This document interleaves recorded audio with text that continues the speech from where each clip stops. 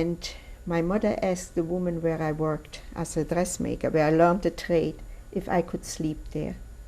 In case something happened to the whole family, that one of us should be outside and maybe get us out from wherever they're taking us. We didn't know what was happening to the Jews at the time. The woman agreed, and I was sleeping there maybe for a month or two. And she got scared. She said, you know, people see you come in and they don't see you come out. I'm scared. And she said, I have a cousin living in a hamlet in Limburg.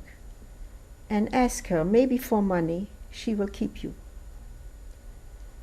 I went one Saturday there, and I asked her, and she agreed. I came back the same day, and the next day we all, 6 of us, went there with just a suitcase, the bare necessities. And we walked through that hamlet. There's one big street, 300 people living there, and they all saw us come in. And we were there, and the lady where we lived, she brought us food that we paid her, but she provided us. She had a daughter in a convent where she went to school, like a pension. And every Thursday she went on her bike to visit her daughter. And my mother asked her, ask the nuns, maybe they would keep me, meaning me. I was about the same age as her daughter. She went to visit her and she asked the nuns. And coming back on the bike, she met the priest of this hamlet, Halmal. And she told him that she had Jewish people in her house and that she had asked the nuns to keep the big girl, and they were afraid they wouldn't do it. And the priest said to her, send the woman to me, my mother. My mother went there in the evening to him and became the best of friends, and he became our savior. He right away provided a place for my 2 brothers, a hiding place by his brother, who was also a priest in another hamlet. And he asked his father if the father lived with an unmarried son and an unmarried daughter in a butcher store in the next town, if they would take in my little sister, who was at the time 2. And they said yes. So he went with me. I had her on the bike, and we went there to the family Celis, his father, and I was with her there all day. And at night I put on my coat to leave, and she saw that I was leaving. She started screaming. So the sister of the priest said to the father, maybe we keep the big one too. And that's how I stayed in this house. And they were a very, very religious family. Jesus was all around me. And I came from a very religious organization, the Mizrahi.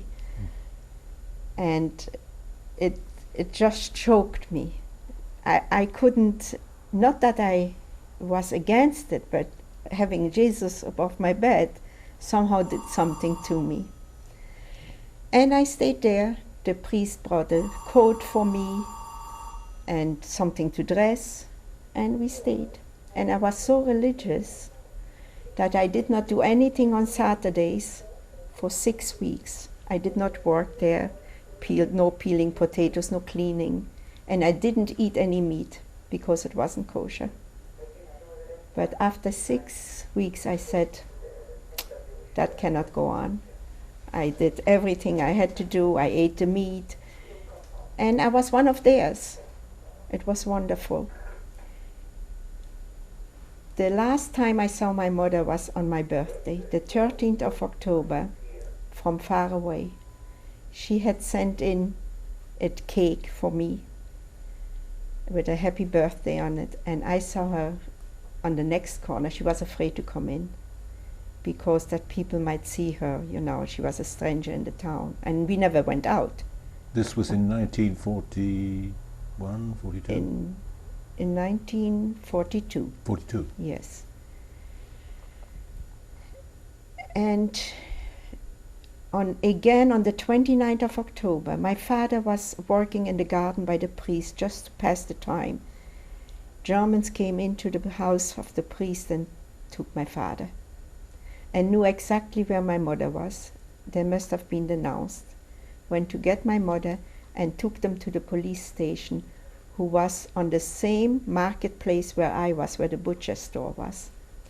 And the same day my mother sent a little paper with saying to the butcher store with somebody, please take care of my belongings, meaning us, the children. From there they were taken to Malines, which was a camp in Belgium, transit camp, to round up the transports. And being that they were taken out by the priest, they were afraid they might come and look by the family, by the brother and by the father.